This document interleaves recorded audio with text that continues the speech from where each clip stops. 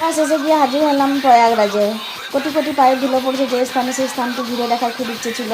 Facebook ভিডিওতে যে সমস্ত ভিডিও ভাইরাল হচ্ছিলো সেগুলিও দেখার খুব ইচ্ছে ছিল, তো সেগুলো তো দেখতে পাইনি, কিন্তু নিজের চোখে ওই কুম্ভ মেলায় যাওয়া, সাধু বাবাদের আখড়া দেখা, তারপর সেই রাস্তায় চলা, এগুলোই আমার কাছে একটা আশ্চর্যজনক ব্যাপার ছিল। ঘর থেকে কুম্ভ মেলার প্রয়াগরাজের দূরত্ব ছিল প্রায় 500 কিলোমিটার, কিন্তু মেলা শুরু হয়ে গেছে প্রায় মোটামুটি 6 কিলোমিটার দূরের পর থেকে। প্রথম মেলাটি ছিল আমাদের ওই ঝান্ডা লাগানোর মেলা, যেখানে সবাই ঝান্ডা লাগাচ্ছিল, তো আমরাও একটা বজরং বলে ঝান্ডা লাগিয়ে কুম্ভ মেলার উদ্দেশ্যে রওনা দিলাম। গাড়িতে প্রচুর খাওয়া দাওয়া, চা কফি ছিল বলে আমাদেরকে কোথাও দাঁড়াতে হয়নি, তবে দাঁড়াতে হচ্ছিলাম 2-3 ঘন্টার জন্য ওই চেকপোস্টগুলিতে।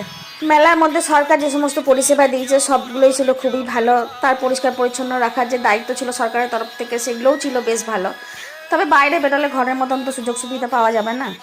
আমার কাছে আশ্চর্যজনক লেগেছে যেগুলি, সেগুলো হলো যে দেখলাম রাস্তায় বেরিয়ে যে 407 ট্রাকগুলিতে বাঁশ আর ত্রিপল দিয়ে লোকেরা 2তলা করে ঘর বানিয়ে নিয়ে কুম্ভের সন্ধানে বেরিয়ে পড়েছে। আর সব থেকে আশ্চর্য লাগছিল যে আমরা পার্কিং স্লটটি ছিল 15 কিলোমিটার দূরে প্রয়াগরাজ থেকে, কিন্তু সেখানে যে গঙ্গা মাটির রাস্তার উপরে দিয়ে পা দিয়ে হেঁটে হেঁটে যাচ্ছিলাম, এটাই আমার কাছে সব থেকে বেশি ভালো লেগেছে। আর আমার মনে হয় এই গঙ্গা মাটির রাস্তায় পা দিয়ে চলা, এটার জন্যও একটা ভাগ্য লাগে।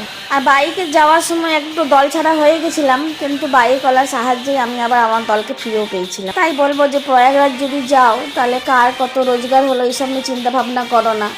যার যেমনই রোজগার হোক, তুমি তোমার মতন দামটি দিয়ে সেই সুবিধাটি কিনে নেবার চেষ্টা করবে। তারপরের দিন ভোর 4টে আমি ঘর ফিরেছি, কিন্তু 48 ঘন্টার বেশি ঘুমাইনি, তবুও ঘুম পাচ্ছিল না, কোনো ক্লান্তিই লাগছিল না। বারবার মেয়েদেরকে আর মাকে ডেকে আমার আনন্দ আর অভিজ্ঞতার কথা বলেই যাচ্ছিলাম।